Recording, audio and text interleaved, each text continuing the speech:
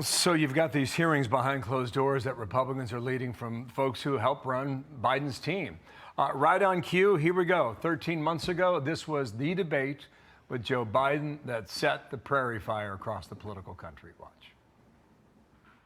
With the COVID, with dealing with everything we have to do with, look, if we finally beat Medicare, I'm going to continue to move until we get the total ban on the total initiative relative to what we're going to do with more Border Patrol and more asylum officers.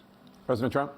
I really don't know what he said at the end of that sentence. I don't think he knows what he said either.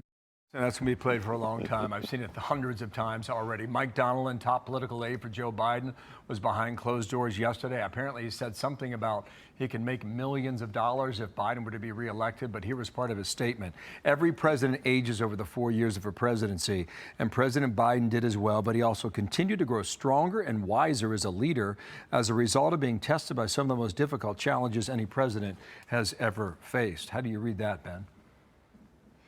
Donilon is just trying to spin his way out of this. And it's, I mean, the people who were closest to Biden, who were able to see what was going on, it was incumbent upon them, I believe, as American citizens, to make clear that this was not a president who could currently function, to make it clear to the cabinet, to make it clear to other leading Democrats.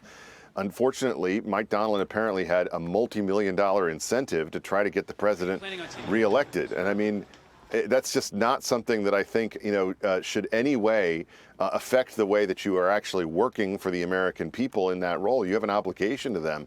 But, I mean, you have to ask the question, were you just trying to make more money with this? And I think that's true of a lot of the people who were around Biden at the end. And even Hunter Biden made this point, by the way, about Anita Dunn, who has yet to testify, but will be part of this whole array of staffers who are coming forward. And this is one thing that Kamala Harris will have to address. She has to address this if she does 100%. get back into the arena. Really quickly before we let you go.